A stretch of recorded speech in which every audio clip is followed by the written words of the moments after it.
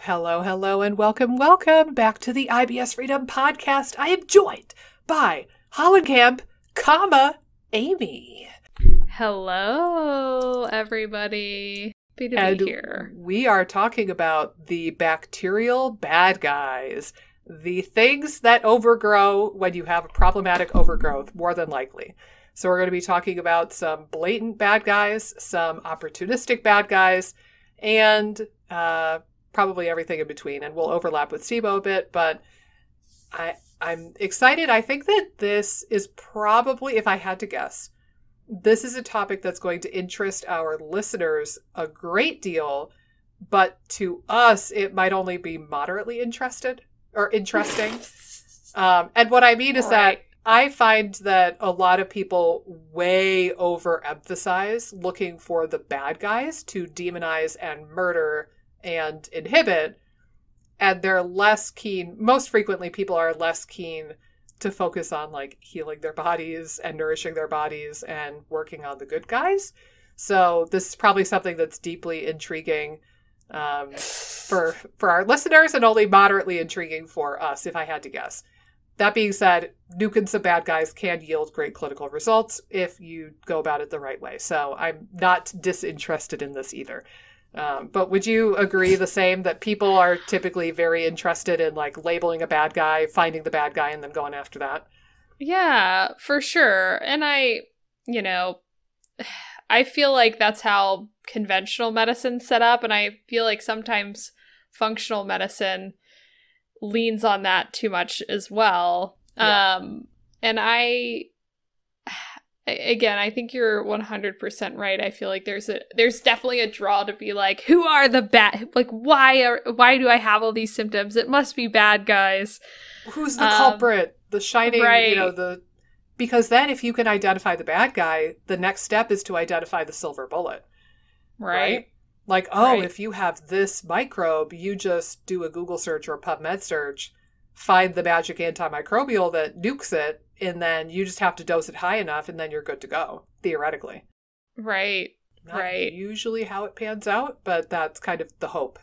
Well, and I would say, to be fair, like as you were saying, there can be some strong clinical outcomes from doing some nuking. So I find that a lot of times people are like, oh, I did that like first round of herbals and like felt amazing. Yeah. And so then mentally they're just going back to that one round that made them feel so good. Yeah. So I think that there is like a natural leaning to feel like, oh, well, what worked in the past? Nuking my gut, like, seemed to really help. Yeah. So I do think it's always a balancing act of like, do you need to do some pruning before you can rebuild? I like the word pruning. Yeah, I like the word pruning too. I use that a lot with my clients because we don't want to like totally like destroy things. Well, because there's going to be consequences. If you totally decimate the populations of bad guys, you're probably going to decimate the population of good guys, and then one or both of them is going to grow back eventually, and it's probably going to be the opportunistic bad guys that thrive under those circumstances. Right, which is such a great point to think about, is there's a narrow window of return, so to speak, when it comes to clearance. Yeah. So again, certain amount of clearance is very helpful, but going too far could create more dysbiosis. So it's a fine line that you want to be careful of, and, working with a provider that can, hopefully that is looking for that, to not go overboard looking for the line. Hopefully. Because a lot of times I'll talk to people and they're like, well, like that first round was really helpful and maybe the second round was helpful, but then it's like after that, nothing helped. I mean, that's typically the trend that I see. Like after probably the second or third round of any clearance, I typically see like the rate of return diminishing. Yeah. And it makes sense based on this discussion that, you probably just overdid it and it's creating more dysfunction and imbalance. Yeah. Well, and again, that's the thing. If you imagine, so I guess imagine dysbiosis as a seesaw that's out of whack, right? So we want balance between the good guys and the bad guys, whatever that might be. And it doesn't mean that you have the same quantity. It's just that whatever balance looks like for that system, we're striving for whatever that means. You can have dysbiosis and imbalance in that system because you have too many bad guys or not enough good guys or, heaven forbid, both. Most people end up having a little bit of both, honestly. And if you're here, people who are not on YouTube, you're missing the visual. But just imagine that I have my two hands at two different levels representing a seesaw. So if you're here and you want to be here at neutral or balance or homeostasis, whatever you want to call it, and you're here, if you go in guns a-blazing and you nuke whatever you're trying to do, it's like you're going to bring both of these arms down a couple of pegs. Right. And then the hope is that the good guys will recover more quickly. But a lot of these bad guys are very opportunistic and they're very good at growing in conditions like this where the bad guys have been, or I'm sorry, the good guys have been decimated. So again, it's like you can get some symptomatic benefit just going in guns a-blazing and doing like all the oregano on planet Earth. You can get some outcomes with that. But if you're not strategically feeding the good guys and trying to replace the good guys, whether it be from probiotics, prebiotics, or FMT, if you're not trying to raise up those good guys, then I think it actually creates more dysbiosis and more of an imbalance as time goes on. And you see those people who have been on like rifaximin 10 different times and they still feel like crap, or it keeps coming back. And I think it's, you know, clearing can be helpful or pruning can be helpful, but you're not trying to get rid of the entire tree. You're just trying to prune off some of the excess leaves or some of the excess branches. Right. And I will say too, my general opinion on like clearing is clearing's the easy part. Is more of the easy part from my standpoint. And like the actually rebuilding and repair often gets neglected, but is the most important component to this. Yeah. And I think so it is a little bit more, there's a little bit more complexity to it than like the clearing and lowering of different microbes. I think a lot of people think the clearing's the hard part, like mentally, but to me, I think typically the clearing's the easier part. It's more like how do you repair things and rebuild post pruning. Okay, you've removed kind of the bad guys or lowered the bad guys. How do you ensure that that they don't grow back? Yeah. And that's all about the environment, right? Right. It's almost, you can imagine it analogous, like if you have a pool or a pond and you have like an algae problem. Well, okay, you want to clear out, you want to get like the pool filter running, or you want to add in chlorine or skim out the gunk or whatever it might be. You want to remove that excess, but then you want to create an environment where that doesn't grow back. So you have to modify the pH, you have to modify, you know, the chlorine or the salt content of the water. You need to be mindful of like how much sun is getting at that pond, or how much shade, or how many like yucky old leaves from your yard are falling into the pond. Like there's a whole environment, there's a whole ecosystem that you need to tend to, assuming that you don't want that problem to come back again. And I think that's where a lot of people falter. Like it, honestly, like in a weird way, it's not rocket science to kill stuff. Right. That's point. That's specifically my point. It's like it's an easier thing. You can go on a Facebook group or do a Google search or a PubMed search or a YouTube search, and you can find people talking. And, you know, we've done this on our episodes too. And our favorite tools for methane, our favorite tools for hydrogen sulfide. Like, you can Google that stuff really pretty easily. But it's, what do you do in the long term? What do you do to make sure that you have an environment that is not conducive to that bacteria or that yeast or that parasite coming back? That's the tricky thing, because you're always going to have some low amount of these bad guys in your system. It's not that you want to get to a point where you have zero yeast. Yeast are a normal part of the human GI ecology. Right. But so-called bad bacteria are normal to have in small quantities. So if they're there, they're always going to have the opportunity to blossom and bloom again. And you need to have the systems and the environment in place that keeps that in check. Right. 100%. I'm in total agreement with you, Miss Nikki. Per our usual. We are kindred spirits. Yes. But anyway, let's march on to some of the big guys that people might see. And I wanted, the first one's kind of broad. Anything on the first page of the GI map. For those of you who have ever gotten a GI map done, I mean, honestly, anything that comes back positive on that page is going to be relevant. Right. And again, you probably want to treat it sooner rather than later. There are bacteria on there that are known to cause food poisoning. So like Campylobacter, for example. There are bacteria on there that can cause like traveler's diarrhea or other sorts of infections, like some of the really nasty E. coli's, like the enterotoxigenic or the 0157. Like there's some really gnarly types of E. coli on there. Anything, and what's peculiar to me, yet another thing on the GI map that I do not comprehend, is they have normal ranges set for all of these microbes.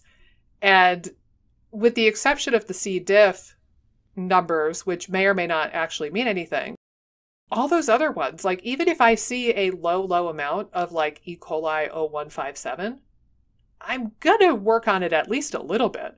We might not have to go in guns a-blazing with like pounds of antimicrobials, but you probably want to address that just to be on the safe side. Because remember, stool is not homogeneous. So it could be that you have a bit more than what's represented on the GI map. And that number that looks low or within the realm of normal on the GI map might actually be a little higher if you had sampled just like, 1 millimeter to the right of where you stuck the Q-tip in when you were sampling that stool sample. So if I see anything come back on that first page of the GI map, I'm usually treating it even if it's just a bit. And then we're seeing how people feel off of that. Because I don't want to take a risk that there was like an enterotoxigenic E. coli or a Shigella infection that I missed and I didn't treat. Right. No, I agree. And I do think sometimes as well, like determining like to what extent you're going to go in and clear stuff, looking at some other markers too, like what's the level of inflammation at present. But I think it is kind of interesting. Some people that I'm seeing having like low grade chronic infections that are showing up on the first page of the GI map. I've definitely seen a few people where like, the typically like food poisoning bugs, are more acute, and your body can kind of clear them. But I definitely have seen my fair share of people that have some of those food poisoning based bugs showing up in small amounts, and you're like, are they just really struggling to clear this from a past yet like still current infection? So I don't know if you see that, like kind of these low grade, like chronic type. I don't know if I've seen anybody with like low grade chronic Campylobacter as an example. I think I had, well, I wonder if I could look it up. You know what I will say? The craziest one of the craziest GI maps I've seen, in terms of like, they had two, if I'm remembering right, they had two like food poisoning type bugs on their front page, and they were eating carnivore. So I was really wondering like if, I don't know, they were eating carnivore and not having like enough stomach acidity. Like they had some kind of symptoms of low stomach acid, and it was like or highly maybe not cooking their meat thoroughly enough. Right. Yeah. But they were eating carnivore, and I saw two bugs, and nothing like acute. Like he didn't remember having an acute incident where like food poisoning was there, but it makes me wonder a little bit, like in that particular case, like was it something about carnivore. Again, maybe it was just the fact they're eating a lot of meat and maybe a higher exposure and maybe didn't cook it thoroughly, but it was really interesting. Interesting. Yeah. Yeah, I've definitely seen a pretty fair amount of like the funky bad E. coli's come up. Yeah. Like enteropathogenic, enterotoxigenic. And I will say, you don't intrinsically need to do the GI map to get this particular information. There is a stool test available through LabCorp in the US, and it is their PCR like GI pathogen screen. The thing for me is like, honestly, it feels a little bit better in the moment to try to bill whatever I can through insurance, and LabCorp being a network. Right. For a while there, I was trying to run this PCR pathogen screen through LabCorp on some folks. And pretty consistently, I noticed that insurance was not covering it.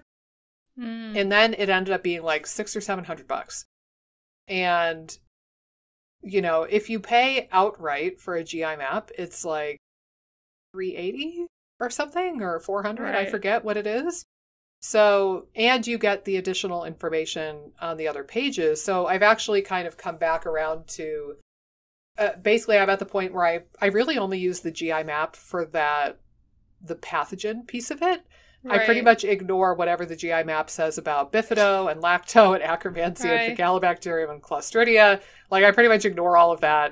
And then I'll pay like a medium amount of attention to a lot of the other stuff. But if nothing else, that first page is usually pretty decent. And between that first page of the GI map and the LabCorp equivalent, I've seen a fair amount of like the nasty, funky E. coli's pop up.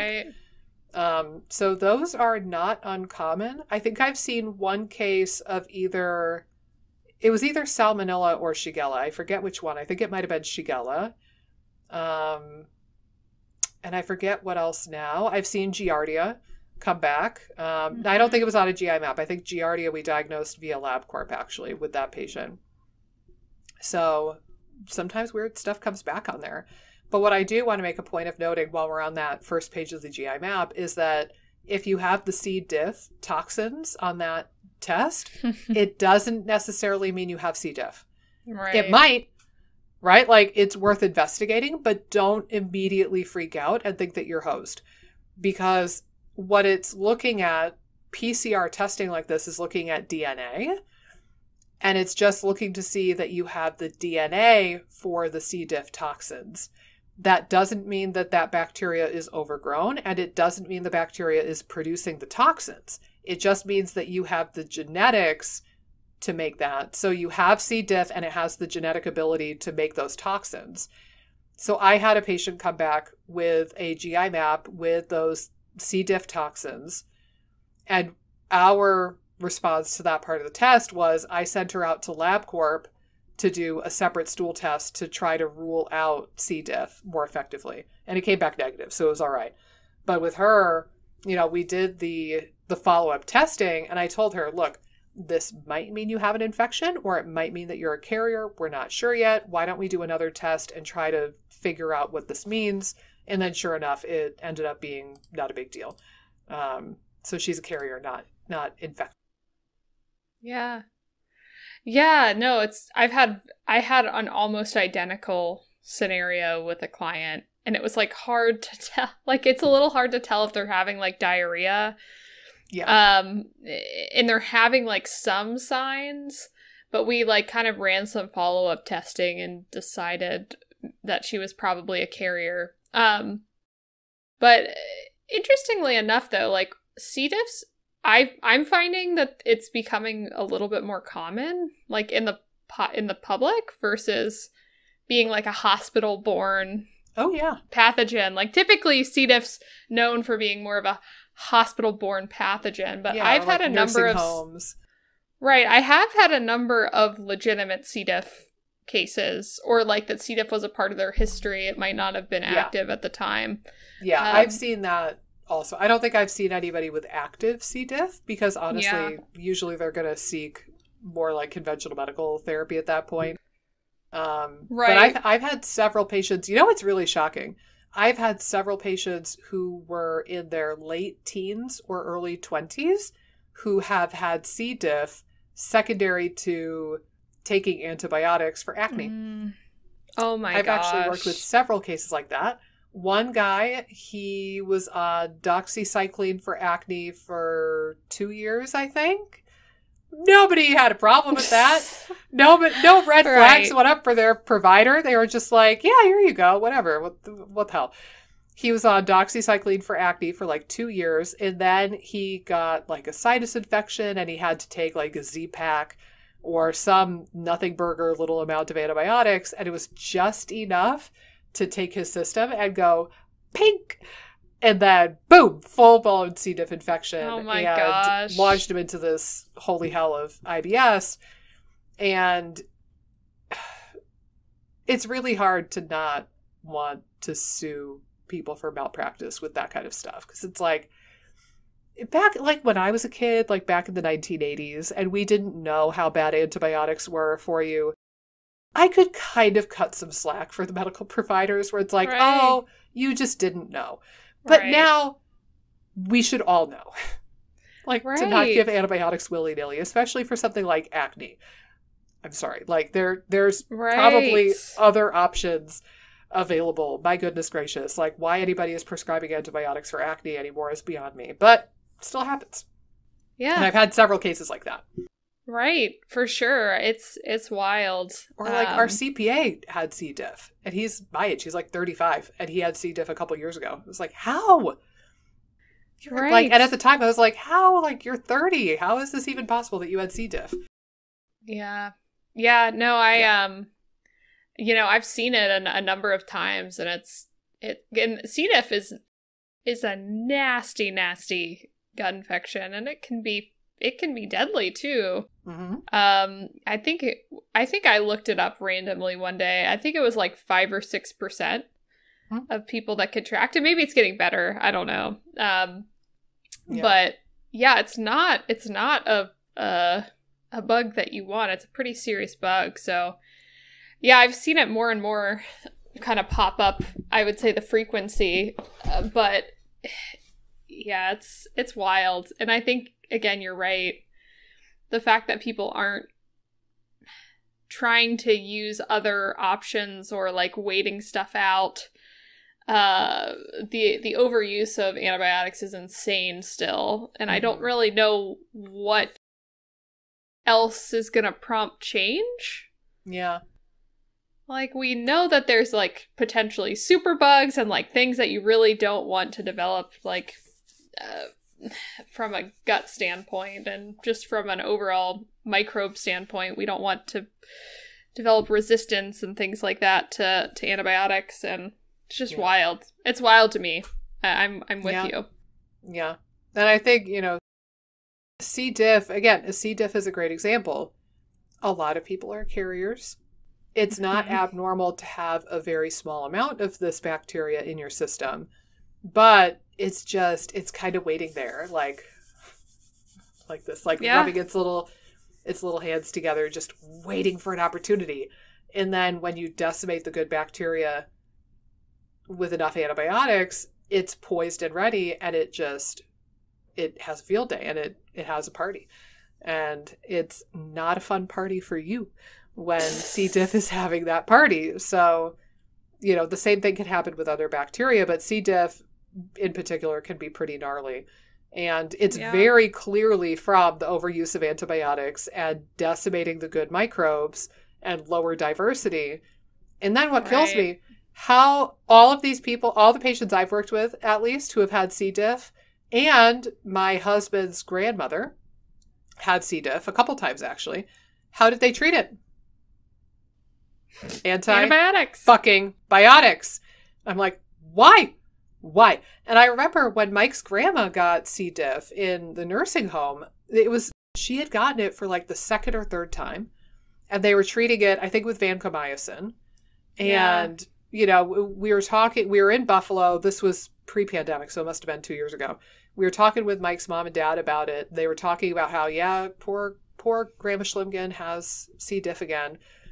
And I looked it up, and I was like, okay, guys, I just looked it up. There's a hospital in Rochester. I forget which one, but there's a hospital in Rochester 1 hour away that does FMT for C. diff.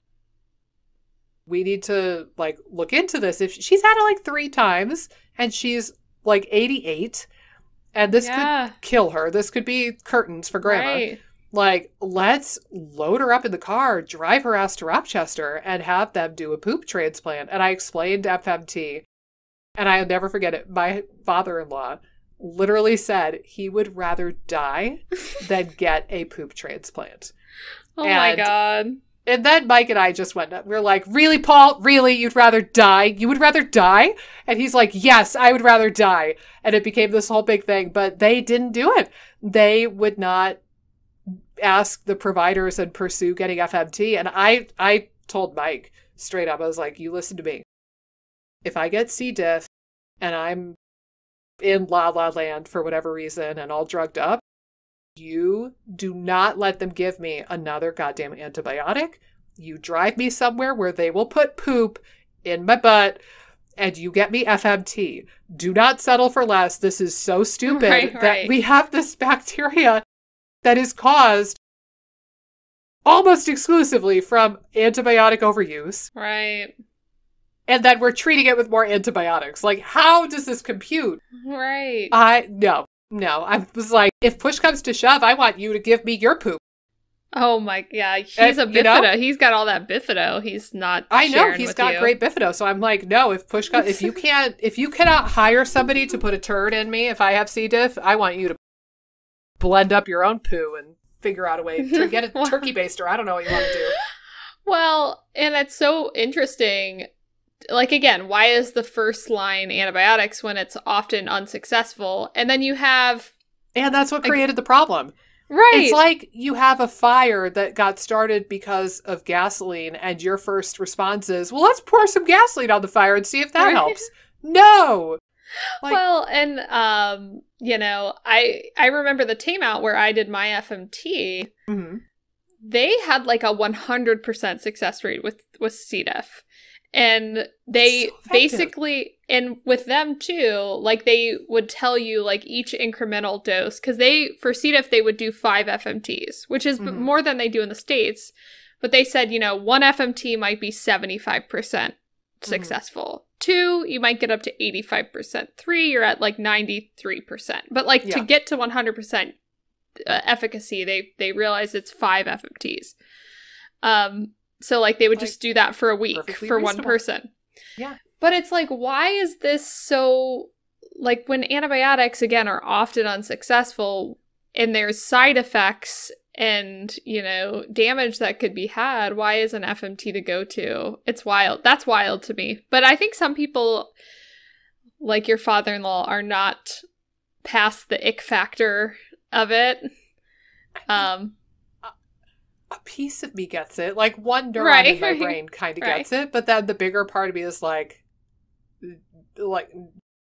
again, like, I don't know. If I had something like this that could actually kill me, potentially, and it was a matter of life or death, I don't know. Like, I'll eat a brick if you tell me it'll cure something that's going to kill me. Like, I don't know. Like, don't you want to survive?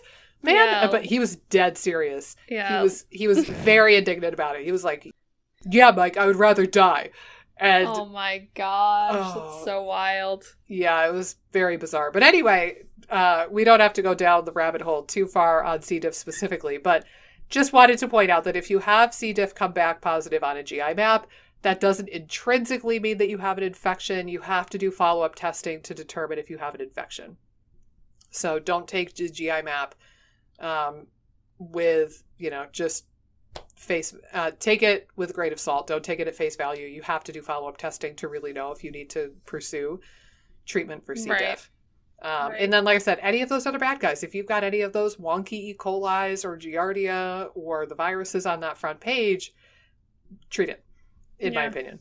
Now, as you kind of go further down, another fairly popular bad bacteria that could be overgrown is H. pylori. Right? We talked about that a bit already, and we should probably do an entire episode on H. pylori, really.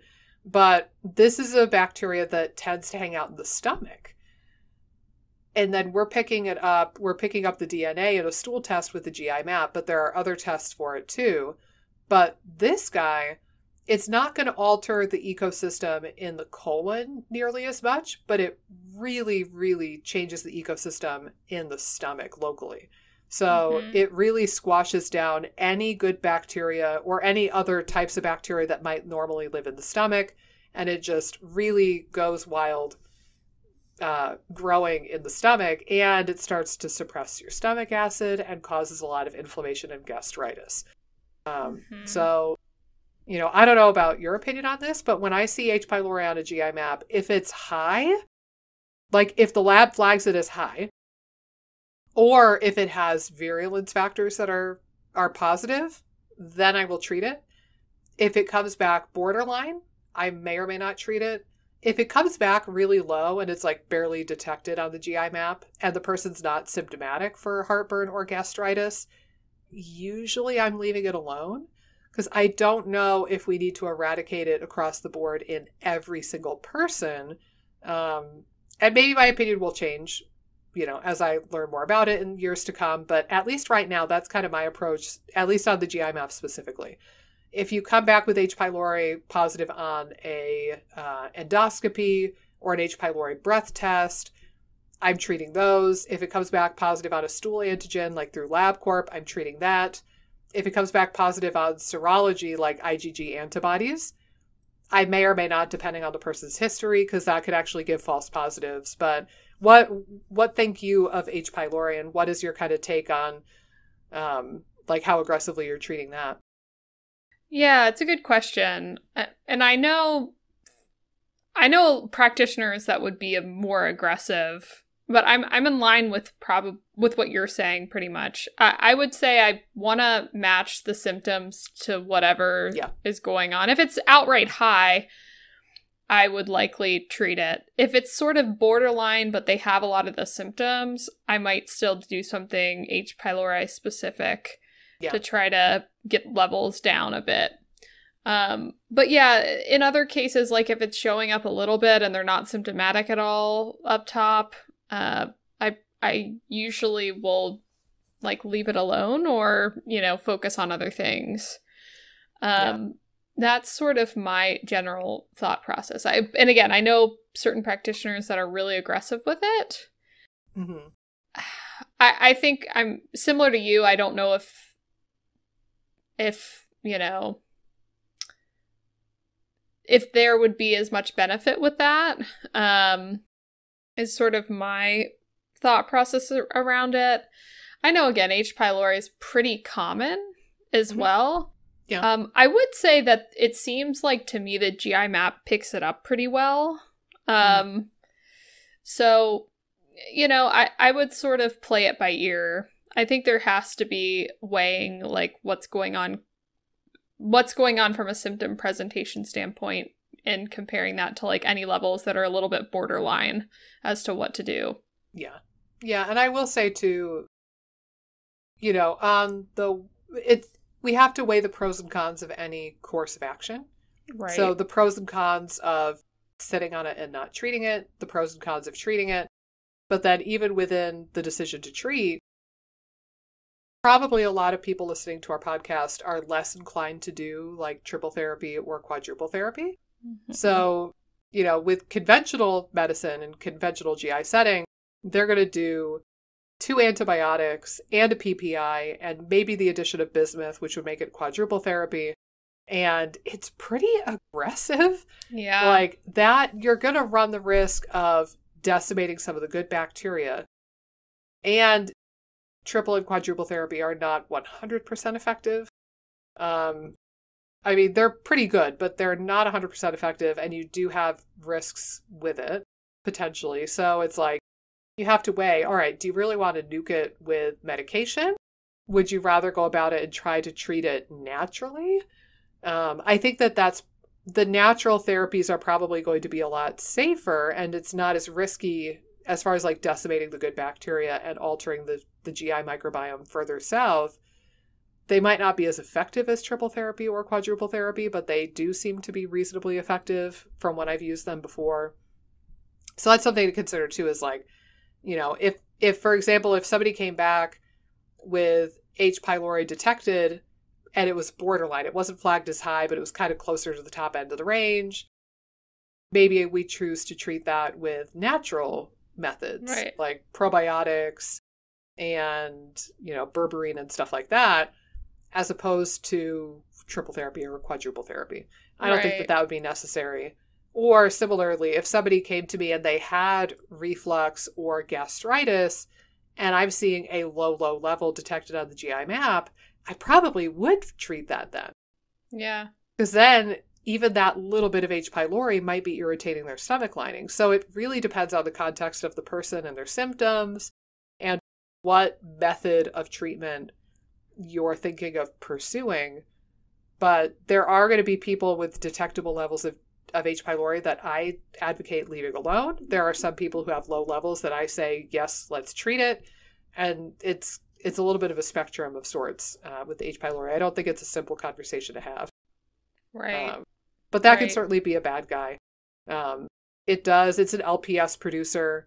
It causes a lot of stomach inflammation, gastritis, especially when it's really overgrown. And I will say too, again, there's a lot of different testing methods. If you have H. pylori positive test results on an H. pylori breath test or an H. pylori stool antigen, then not only do you have H. pylori, but it is a whopper of an overgrowth. So when I was reading some papers, I think I was telling you about this. I just finished up working on a GERD and gastritis course. And one of the things that came up is that they were saying, when you have positive test results with those two tests, it's not just like a little bit of H. pylori. It's like 95% of the microbiome in the stomach is made up of H. pylori. Yeah. Like it's a lot versus you can have a lesser infection. Like you could have 50% of the stomach microbiome be H. pylori, or you could have 20% or 67% or whatever it might be. And it could come back negative on those tests. So like for my patients with gastritis, we'll usually do one. And if it comes back negative, then we'll do the other, right? We might start with a stool antigen test. If that comes back negative, then we would reflex to like a breath test. If that's negative, then we might reflex to serology depending on their history. Like it really depends, but just know that the stool antigen and the breath test are only going to be positive if you have a hell of an infection. Right. And a negative test result doesn't get you off the hook for a low to moderate amount of H. pylori. So if you are symptomatic for it, if you have gastritis and a lot of heartburn, then you might want to pursue doing multiple types of tests or just treating it empirically and seeing what happens. But it's a little bit squirrelier to diagnose than I think a lot of us have given credit for. Because you do like a quick Google search or a PubMed search for, sensitivity and specificity of H. pylori breath test. And you see these numbers that come back like 90+% sensitive and specific. And it's like, oh, all right, that's really pretty good. And you do the same kind of search for the other types of H. pylori tests, and they all look really great. But again, it's like, what are they trying to measure? Are they trying to measure like this 95% plus level of overgrowth? Or are they picking up on the more subtle cases? That's where we have to kind of come to grips with that. And I think that a lot of the tests are picking up on the really hellacious infections, not the more subtle infections, unfortunately. Right. Such a good point. But to their credit, I do think the GI map is picking up on it more so than conventional testing. And maybe that's a good thing, or maybe it's a bad thing. I'm not sure. Right. And I would say too, I was curious your thoughts on this because like I've debated it with we've kind of talked it through with clients, but one thing that I hear a lot from different practitioners is like, okay, if you test positive for H. pylori, everyone in your family needs to be treated. I'd be curious, what are your thoughts on that? I would probably reserve that for really stubborn cases that we're having a hard time clearing. Yeah. But it has been shown that H. pylori can reside in the mouth as well. And that could be that could be a source for H. pylori to go back down into the stomach. If you do wipe it out in the stomach, you could potentially re-inoculate yourself from the mouth. And then obviously, like if you're swap and spit with your boyfriend or girlfriend or spouse or whatever it might be, they could re-inoculate you. So I don't know if I would say everybody in the whole house needs to be treated. I think anybody that you're swap and spit with, so like kissing, sharing water bottles. I mean, and like with little kids, for example, little kids have no boundaries whatsoever. So like I don't try to swap spit with my 6-year-old, but she'll just steal my water bottle and take a swig off my water bottle at random. So I think it depends on the degree of spittle swapping that you're doing with your children, but definitely anybody that you're kissing on the mouth, like your spouse. Yeah. You might even want to throw away your toothbrush and get a new toothbrush or a toothbrush head even. Right? Because maybe it's on your toothbrush. Yeah, for sure. Yeah. But I don't think I would launch into treating family members. Particularly, I probably wouldn't launch into treating children unless it was a really stubborn case that we were having a hard time clearing. Right. No, makes total sense. That's kind of been my sort of thought process around it too. Yeah. Yep. All right. Should we keep moving down? Yeah. I'll let you choose the next microbe to talk about. Let's talk about E. coli. And I would say just in general, I feel like, we're going more into the opportunistic type bugs where like usually they're going to be in your gut. But you don't want them to overgrow. That's when they create more problems. And a lot of the opportunistic pathogens are proteobacteria. I think again in general, like what we're seeing in things like SIBO and even IBS is like proteobacteria are problem children in terms of the gut environment, especially if they're overgrowing. And E. coli is a proteobacteria. It can produce LPS and toxins that can be inflammatory. It has also been shown, I remember one study where it was shown to decrease MMC activity. So kind of it affects the ability of the migrating motor complexes to operate, so motility processes to operate efficiently.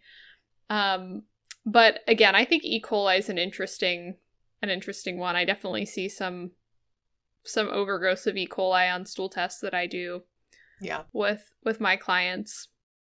I think it shows up, so they do show Escherichia species on the GI map. I'm noticing it comes up on Somagen as well. I've had a couple of cases on Somagen stool testing where E. coli is pretty elevated. Right. So that's been helpful. Unfortunately, 16S tests don't really show it. Because I forget which one it is. I think it's Shigella and E. coli. It's either close to impossible or impossible to tell the difference between the two of them based on 16S tests. It might be salmonella. I can't swear to it now. For some reason, I have a brain lesion where like I get Shigella and salmonella mixed up in my brain a lot. I don't know. They're both bad and they both start with S. So my brain is like, I believe they're both proteo, right? They are. Yeah. I think Shigella and E. coli are really closely related. And I think that's why 16S can't tell the difference. So they won't usually report that. But like the whole genome sequencing, like Somagen or the GI map can detect it. And again, like there are the bad E. coli's, like the wicked bad guys that are on the front page of the GI map. So like the enteropathogenic, enterotoxigenic, O157, those are like the ultra bad. And then there's the normal run of the mill E. coli, which is bad. It's just not quite as wicked. And it's normal to have it a small amount in the GI tract, but it should be a really minor player, like less than 0.1% or something like that. Yeah. Compared to some of the other bacteria that could make up, 15 or 20% of your whole ecosystem. So it's a pretty minor character in the grand scheme of things, but yeah, it can be overgrown. And it's really interesting you bring up the MMC, because I think I shared this when we talked about, I forget now, maybe the probiotic episode recently. But when they do aspirate studies of SIBO, and they suck out the juice and they try to determine what bacteria are overgrown, quote unquote, in SIBO, it's not lactobacilli, it's not bifido. Who is it? E. coli and Klebsiella. Yeah. Typically. Those are the two biggest ones that consistently keep showing up. So it's interesting that E. coli can suppress the MMC, because then, bada bing, bada boom, it gets to shack up in the small intestine and overgrow for a longer duration of time. And then it's basically protecting its little colony there. So that's very fascinating. Yeah, for sure. Yeah, I think, again, it's interesting that SIBO generally seems to be very proteobacteria based, which makes sense. Again, like, I think even downstream proteobacteria isn't necessarily, you're not going to want an overgrowth of that downstream either. No. But I think it's good that we're learning, like, what bugs are at play, because, I don't think proteobacteria are going to love, like, some of the stuff that people are removing to try to starve the SIBO. Like, proteobacteria tends to like maybe sugar, fats, like, kind of like, not necessarily fiber, which most people are removing from their diet. Yeah. So it's always fascinating, I think, like, how I hope the SIBO landscape continues to change, because I don't know how it doesn't with newer evidence coming out. Yeah. And I think it is. It's just a slow burn. Yeah, we're getting there. I think give the SIBO space about 10 years, and then maybe we'll start changing the tune. But we're going to lead the way, by God. We here at the IBS Freedom Podcast shall change the tunes. But honestly, you're right. Yes, huzzah. But, you're right. Proteobacteria, which is basically all of these guys we're talking about now, with the exception of C. diff, but like E. coli, Klebsiella, Pseudomonas, H. pylori, these are all proteobacteria. They're all LPS producers, so they can be quite inflammatory. They're normal to have in very small amounts, but like they should be teeny, teeny, tiny parts of the ecosystem, not big whopping, multiple percentage points on the ecosystem here. But you're right, proteobacteria seem to like fat, particularly saturated fat. They tend to like sugar, and they tend to do kind of okay with protein, a little bit more so, but they tend to not love fiber and complex carbohydrates and resistant starch and FODMAPs and that sort of stuff. So, it's interesting, because then what do people do to try to heal their guts? They go carnivore, or they go keto, and they overutilize fat and protein. A lot of people, when they're trying to heal their guts, luckily they are eliminating simple sugar a lot of the time, so at least they've got that going for them. But I think it's creating more dysbiosis, and then that makes the SIBO worse, because SIBO is intrinsically a dysbiotic condition, not just an excess quantity condition. But yeah, E. coli can be pretty buggery stuff, and it's associated with, I believe, both Crohn's and colitis flares, as well as colon cancer. It's just not a fun hombre to have around in excess. But one of the things that I think is so important for this conversation, like, you can target it with antimicrobials to some degree. But again, like, are you going to create more of the dysbiosis and make room for it to really thrive? You're better off with fiber. And in particular, if you can try to acidify the colon environment with things like prebiotics, resistant starches, even things like lactulose, like, that's your big ticket, because E. coli and these proteobacteria cannot grow in an acidic environment. So you want to feed all of your short-chain fatty acid producers, and you want to feed the lactobacilli so they make lactic acid and short-chain fatty acids. You need to feed these good guys so that they can make these acidic metabolites that will bring down the pH, and then E. coli doesn't have a chance to grow. You don't have to worry about nuking it because you have metabolites in your colon that nuke it on a day-to-day basis. And then you're good and you're getting health benefits from that. So that's the biggest thing is like you've got to acidify the terrain. And the way to do that is promoting the production of lactic acid or short-chain fatty acids or hopefully both. And you've got to feed those good guys to do that. Fiber, prebiotics, FODMAPs, resistant starches, carbohydrates, like those are the ways that you're going to do that. Versus animal protein and fat tends to make the colon environment much more alkaline. And then they can grow more. So yeah, it's kind of a slippery slope, but there's a lot of good stuff that can help. And I will say too, I don't know if you have a lot of experience using it, there is actually a probiotic strain of E. coli. It's E. coli Nissel. E. coli Nissel 1917. It was the very first probiotic ever developed in 1917. And this is like one claim to fame that they probably hate now. It is said to have cured Hitler of his IBS. Oh my God. So there you go. So it's the Hitler probiotic, people. Oh God. It is hard to get in the United States. You have to ship it from Canada. But there's a place in Canada that'll ship it down to the US. But it can be very helpful for some people. I've used that. It's called Mutaflor. But I've used Mutaflor for my Crohn's and colitis patients. I've used it with people who have overgrowth of some of these nasty E. colis. I've used it. It has good research on either inducing or maintaining remission for both Crohn's and colitis. And it has good evidence for treating constipation. So it's actually a very talented probiotic. I've used it moderately frequently. So that's a consideration too. If you know that you have E. coli overgrowth, then you might actually consider adding in a good E. coli that will outcompete the bad E. coli and suppress their numbers while you beef up your fibers and your prebiotics. Right. Yeah, it's like, again, like back to the initial discussion we were having of like, you can prune, but you better be doing things that actually change the environment so that the composition can actually change.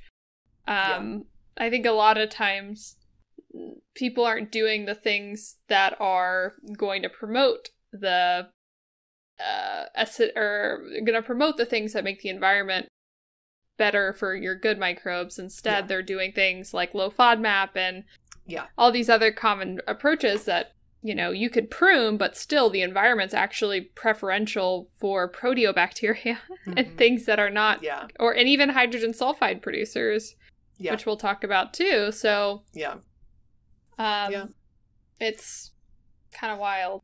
And let me ask you this, by the way. How do you feel about magnesium oxide supplements? Have you used those at all, or have you had people who use those at all? I haven't used them specifically. Typically, if I use magnesium, it's either glycinate or citrate form. Is that like, what's the popular one? Is it? Not sure. I think Plexus might have one. I remember actually because the one and only time I've ever tested somebody's magnesium, like red blood cell magnesium, and it came back higher than the LabCorp reference range. The one and only time she had just recently stopped doing Plexus, and I think she was doing it. She'd only done Plexus for like 2 months, and shocker, it did not cure her IBS. Weird, since apparently this stuff is a cure-all for everything. But I believe they have a magnesium supplement that is magnesium oxide, if I remember correctly. But her magnesium level was actually too high, which was very interesting. It was so at least it's well absorbed. I guess you could give it that. I kind of worry about magnesium oxide. I'm not a fan, just like purely from like an academic standpoint, I'm concerned about it because another thing about proteobacteria, which I think makes them particularly opportunistic, is that they're all pretty tolerant of oxygen. So like if you think about like where do we get E. coli contamination, for example, like fecal contamination and like CAFOs and, you know, basically it's going to be some sort of contamination on like salad or spinach or undercooked meat or something. But these proteobacteria can survive reasonably well in oxygen, as opposed to like bifidobacterium or the butyrate producers or Akkermansia, which are either going to be obligate or facultative anaerobes typically. Right. Meaning that they either strongly prefer no oxygen or they die when they come in contact with oxygen, one or the other. So it's like, I think that putting oxygen into an environment that normally does not have oxygen just doesn't really compute to me anyway. Mm-hmm. Like, the gut is not supposed to have a lot of oxygen in it, so why? Like, why would we do that? And I know Lucy Mailing had an article about like the oxygen gradient in the colon, and I think had something to do with butyrate maintaining that oxygen gradient, where like the lumen of the intestines should have very little or no oxygen. And then like as you get closer to the bloodstream, there's more and more oxygen basically, but that gradient seems to be important. But actually I really worry about people taking magnesium oxide supplements. And I know that they can help you poop. I've had several patients who are like, oh, but I can't give up my magnesium oxide. It helps me poop. And I'm like, there's got to be a better way. Because I think you're ultimately making an environment that's going to let proteobacteria thrive. And you might be killing off some of those obligate and facultative anaerobes that you don't want to kill off. Yeah. So, but, you know, that's why we have E. coli and like CAFOs and, you know, these... That's why it's a common contaminant, because it can survive in the oxygen in our ambient air versus, you know, you don't hear of bacterial food poisoning that is Akkermansia based. It's like, Akkermansia be dead once it comes to contact with I wish oxygen. We could all get inoculated with Akkermansia. Sign me up for that spinach salad. Woo! Right. No, not how it works. Right. Yeah. Positive food, what would be not food poisoning, food... enhancement? I don't know. What would be the beneficial microbe? I guess it's bordering on fortification, right? Yeah, like kind of like how they put iodine in your salt. Yeah, there you go. Yeah, just, you know, sprinkle in some bugs. Right. But let's stay with the proteobacteria train, if that's all right. Let's talk Klebsiella. So Klebsiella is another buggery one. And again, it's pretty well associated with SIBO as being part of that overgrowth. Oh, as a side note, by the way, just quickly hear me out. If anybody ever tells you that you could diagnose SIBO based on a stool testing, please run away from them. No. What's coming out of your rectum does not reflect what is hanging out your small bowel. The ecosystems are totally different.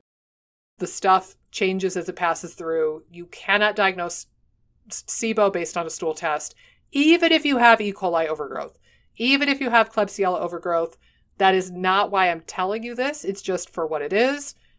Klebsiella and E. coli tend to be the overgrowth that we see in SIBO. So for what it's worth, if that helps you target your SIBO more appropriately, or if it helps kind of make some sense of your situation, then great. But don't think, ooh, I'm going to do a GI map, and if I have overgrown Klebsiella, that confirms I have SIBO. No. Not true. Yeah. But if I remember correctly, now, and here's, you know what's interesting is when you learn from different people and different sources, like every teacher or every podcaster or every YouTuber, we all kind of have our shticks, right? So like Amy and I, our shtick is that you need to nourish your damn body and you need to feed the good bacteria and have checks and balances in place so that you're not constantly on this war with your microbes in your gut. Yeah. You know, if you listen to Datis Karazian as an example, half of his shtick is gluten is evil and glutathione is amazing. End of story. Like that's 90% of his lectures, I swear to God. Right. And I remember I took this course with a guy that I think is very, very bright and reputable. He listed Klebsiella as a hydrogen sulfide producer, along with Citrobacter and Pseudomonas. And what's interesting is now that I've gotten more into like Jason Havrelak's stuff, the probiotic advisor guy, and I've done a little bit more reading on my own in PubMed, I'm not seeing those three pop up as the really big hydrogen sulfide producers. I really don't know where this other guy got that information. Rather, we'll talk about the two big guys for hydrogen sulfide in a little bit. But for what it's worth, maybe Klebsiella, Pseudomonas, and Citrobacter are minor hydrogen sulfide producers, ? I don't know. Yeah. I haven't really fleshed it out much, and I haven't done a deep dive on PubMed to try to prove him right or prove him wrong. But for what it's worth, Klebsiella, again, it's a proteobacteria species, so it makes LPS, and it's quite inflammatory. It may or may not produce hydrogen sulfide. It's just basically a bad hombre that you don't want around. Yeah. But and I will say too, I believe Klebsiella is associated with ankylosing spondylitis and some of the inflammatory arthropathies, which is why it makes it into that autoimmune trigger section of the GI map. Do you have anything fun to tell us about Klebsiella? No, I think you covered the bases. Hold on.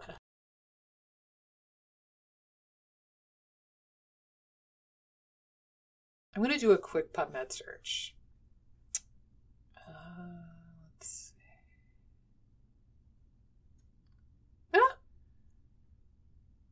All right, I'm going to give the hydrogen sulfide thing a maybe. Let's see. I'm going to give it a maybe. So all I did real quick was I typed into PubMed hydrogen sulfide Klebsiella. And I did pull up an article from 1976, but it says indole positive strains of Klebsiella pneumoniae producing hydrogen sulfide in ion agar slants. So maybe not all of them. It looks like here's an article from 1972, selective medium for hydrogen sulfide production by salmonella. So it looks like salmonella might produce a bit too. I don't know if we need additional reasons to not want salmonella in our guts. I think I'm willing to just take it at face value that salmonella is bad. I have a question for you. Sure. Is eating raw cookie dough worth it? Balancing the risk-benefit ratio. Okay. So this is you're tapping into something here. Okay. In my opinion, yes. It's worth it. I think in my opinion, yes too. I grew up with, and maybe it's because I grew up on a farm and we had chickens at various points, or we got chickens from our neighbors, or eggs rather. I don't know. I grew up licking the spoon and licking the bowl and eating the cookie dough batter or the brownie batter. And that was the highlight of my life when I was a kid. And then I married Michael Daneza.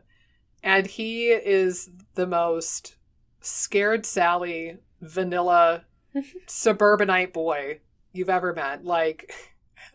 And we laugh at each other because I grew up in the boondocks surrounded by cornfields on a farm. Right. And he grew up in the epitome, I can't even describe it, the epitome of suburban America town. Yeah. And, their family had 2 kids, 1 dog, picket fence, just very suburban cliche, middle-class American lifestyle. My husband, I think that my husband died from dysentery in another lifetime because he's very paranoid about this sort of stuff. He's very big on meat safety. When we used to drink milk, I vividly remember every single time he brought milk out of the refrigerator, he would squeeze the bottle a bunch of times so that some of the scent would waft up and he could smell the milk. But I remember his little neurotic, squeezing of the bottle rapidly to get some of the smell to waft up. And he would do the sniff test every single time he used milk for anything. And if I'm around him, I don't lick the spoon and I don't lick the bowl because I know it gives him a great deal of anxiety. And he judges me, frankly, for it. Oh my god. If I'm on my own or if I'm just hanging out with my parents, I would totally still lick the bowl. So, right. But I don't want to induce like PTSD from his previous life where clearly he died of dysentery. Right. So out of respect for my husband's neuroses, I don't do it in front of him, but I think it's worth it. That's I do my too. opinion. Well, I'm glad that your husband's good with food safety. My husband, on the other hand, is horrendous with like meat safety. Oh, really? Yeah, I'm like, Armand, like you have to change like the plates. Like you went out with a plate and you're putting cooked meat on the same plate as the raw meat. Like what are you doing? Armand. He's better now. He's better now. I think he's improved, but you know, sometimes I have to keep an eye on him and be like, oh my god, you're gonna give us all food poisoning. I told you, right? My dad is like that. It is a miracle beyond miracles that I have not gotten hellacious food poisoning up until this point in my life, because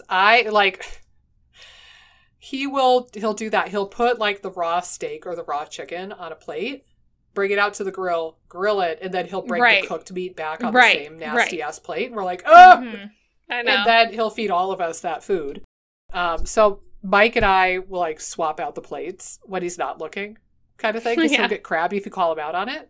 I've seen him do that with the styrofoam. That scares me more, because now you have the nasty meat juice from the styrofoam tray and the toxic plastic garbage shit from the styrofoam itself. Like, oh, great, now we're going to get styrene poisoning or something, because the hot meat is melting the styrofoam, and it's like that's even worse. It's the double whammy. And then also, like, my dad, we've seen him, I don't know what brain lesion he has that does this, but he'll chop up or he'll prep raw meat. He'll put like the salt or the seasoning on it or chop it, and then he will not wash his hands, and he will rub his hands like on the thighs of his jeans, and we're like, I don't like it. I don't like it. Or he'll go to the sink and he will rinse his hands with just water, and then he will wipe on his pants. And I never realized this. When we had Bonnie and Clyde used to sit in my dad's lap all the time, and he would like lick around his lap, around his pocket area.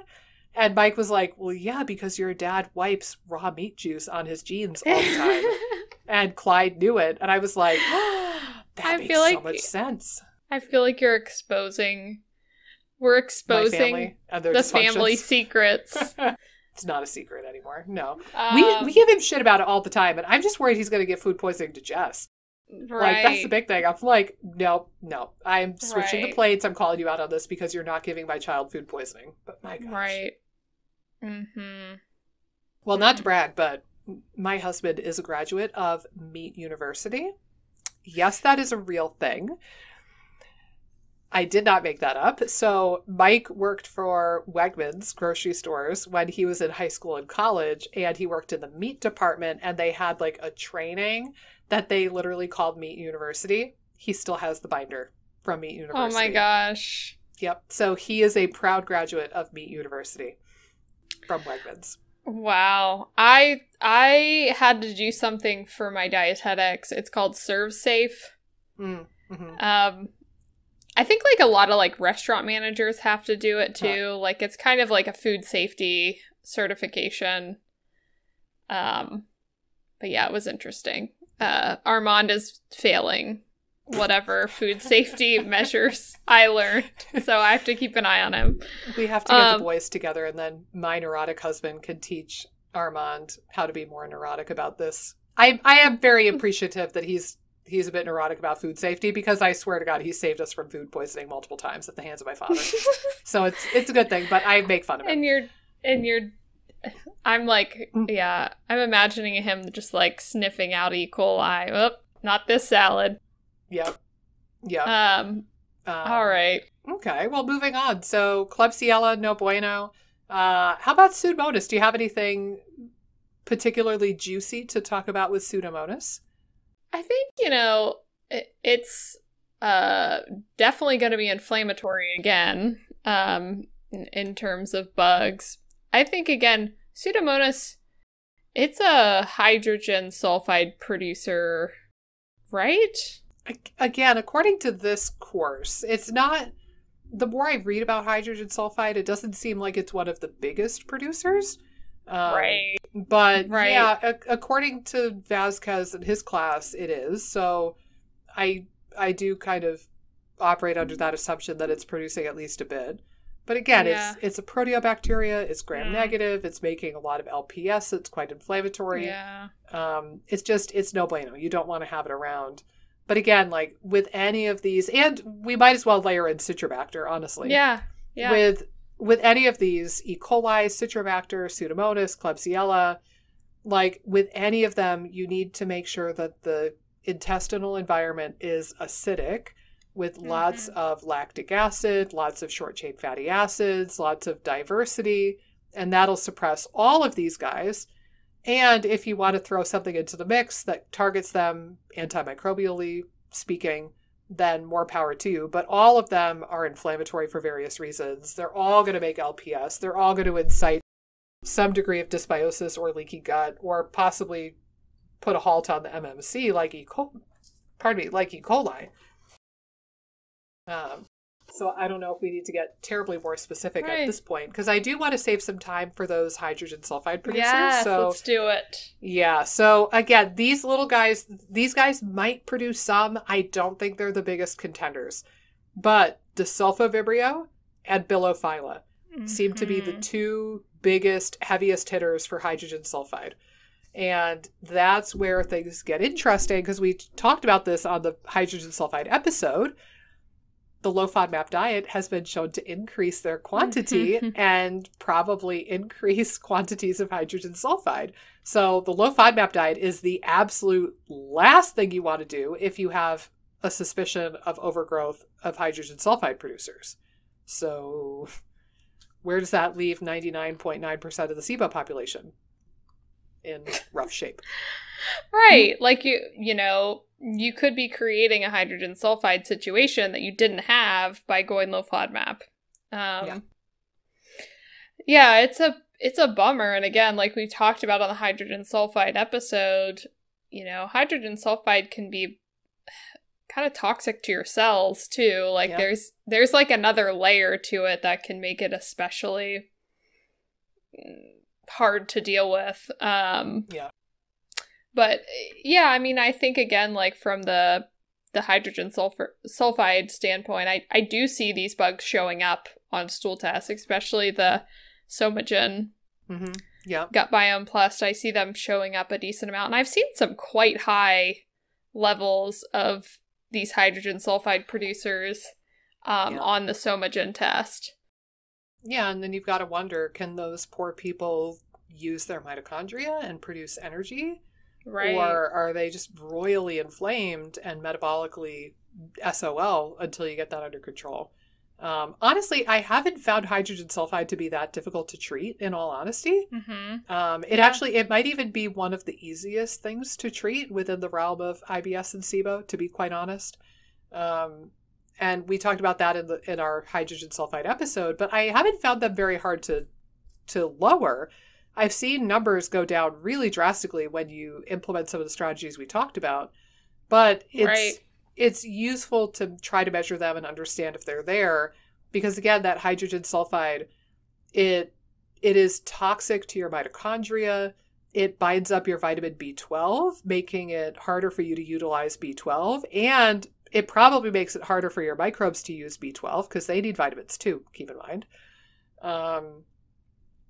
Hydrogen sulfide makes it really difficult for the cells of your colon to use butyrate. So even if you have butyrate production that's decent, you might not be able to use your butyrate very effectively if you have hydrogen sulfide overproduction.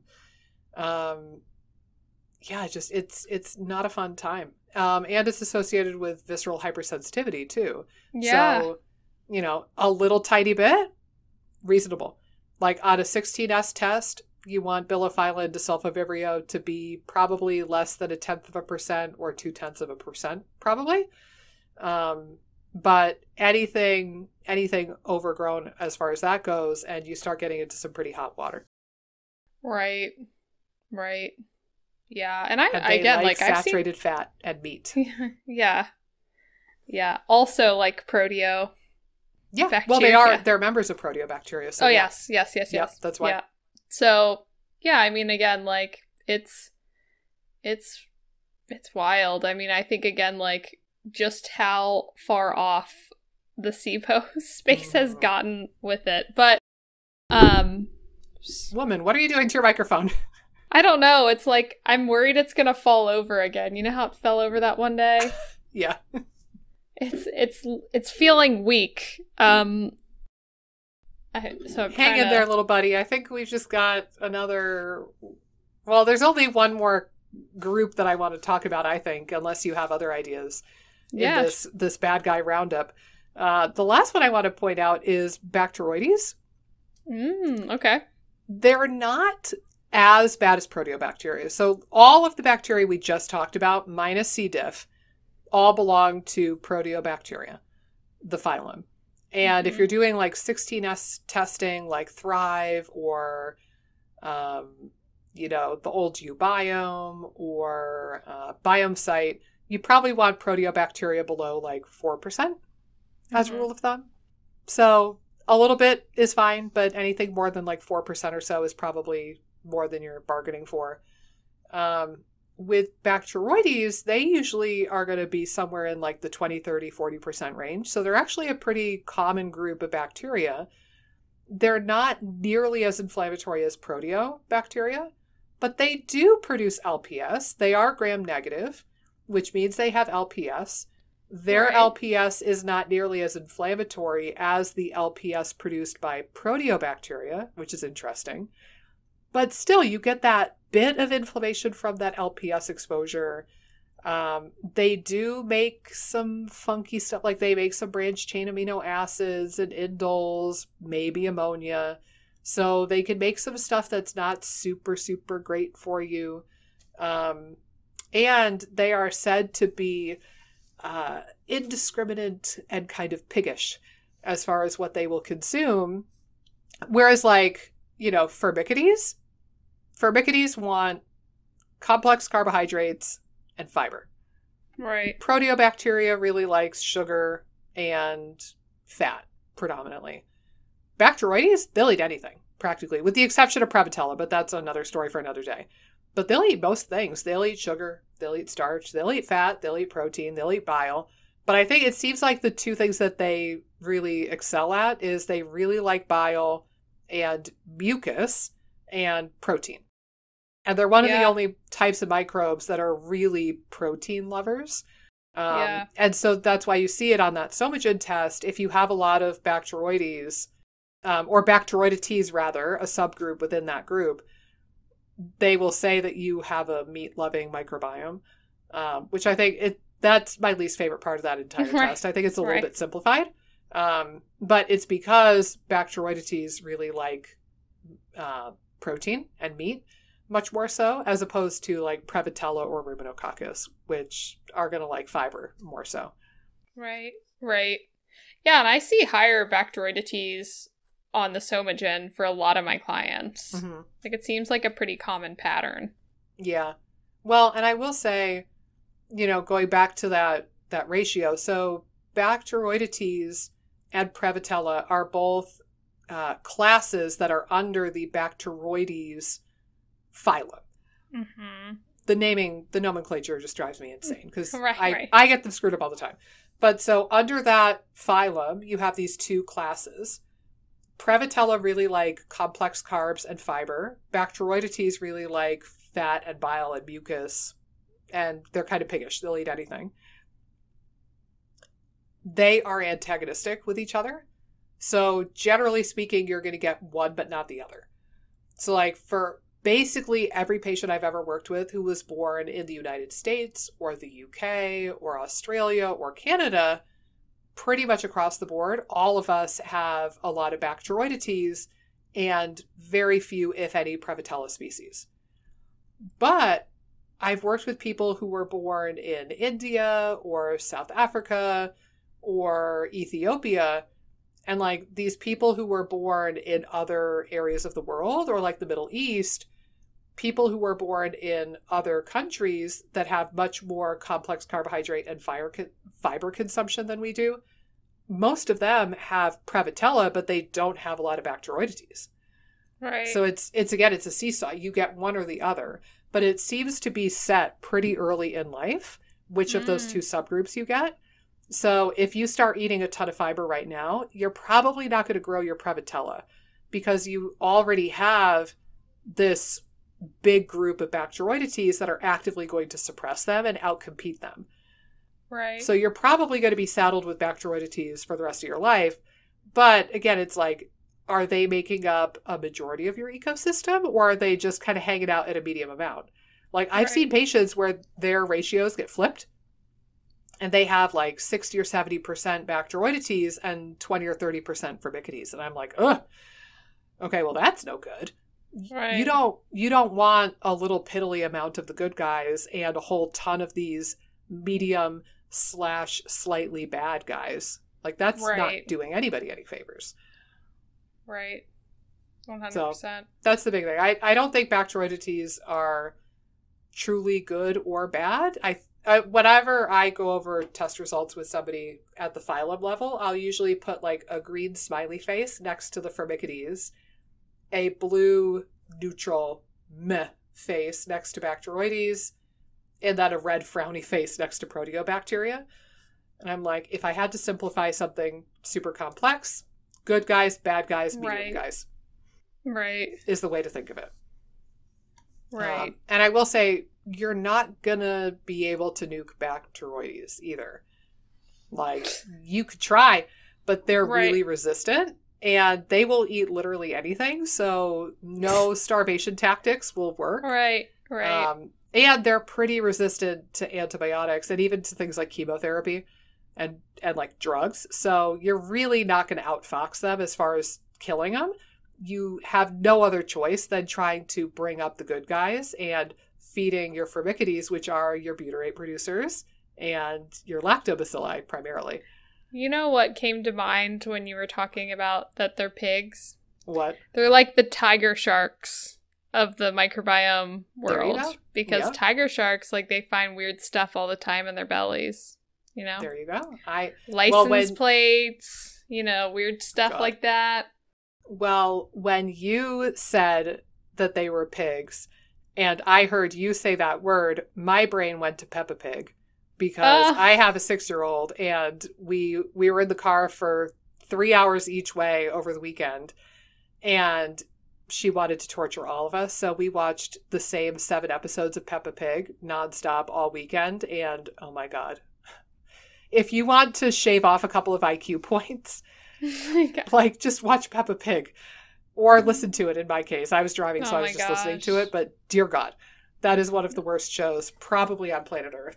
Oh my God. Well, it's funny. Some of my favorite TikToks are where they take like kids shows and they like pull out a scene that's like where it's just like a kid show being kind of ruthless. Like if like Peppa Pig like answers a friend and like hangs up on her or something like that. You know, situations like that. It always makes me laugh. Like that, like little kid shows, there's like savage moments where some kids being or like Peppa Pig, who's like usually so nice, like has a savage moment and they'll highlight it on a TikTok. Those are like my favorite TikToks. They're like the show Arthur.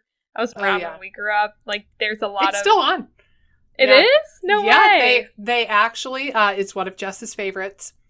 And they just announced like a month ago that this next season is going to be the last season of new episodes.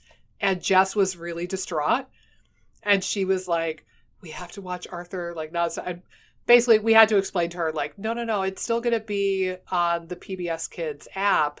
So we can still watch it, like, on the Fire Stick, on the smart TV. Right. So we can still watch it. It's just there's not going to be any brand new episodes coming out after this season. So she was like, oh, okay.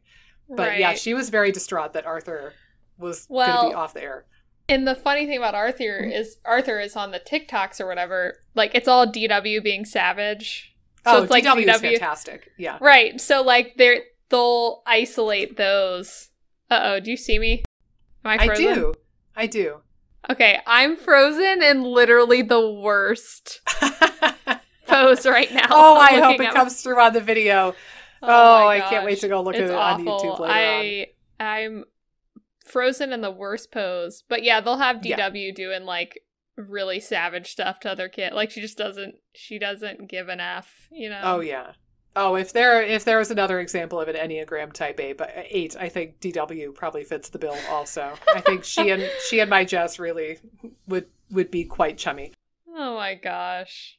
Well, my dear, I think that's a good place to wrap up this conversation, and then we will see you in the next episode where we're going to talk all about anxiety and gut health. So, as always, thank you for tuning in. As per our usual, if you feel so inclined to share this with the world, with your Facebook groups, with, I don't know, whoever you think would benefit, then we would be deeply appreciative. If you're listening to this on iTunes, if you could give us 5 stars, that would be super helpful. And if you're on YouTube, go ahead and click like, subscribe, leave a comment down below. We do need to do a Q&A episode one of these days. We'll get to it eventually. We're getting there. I keep saying that, but eventually we're going to get around to answering those Q&As from the comments section. And we will see you guys here on the IBS Freedom Podcast very soon.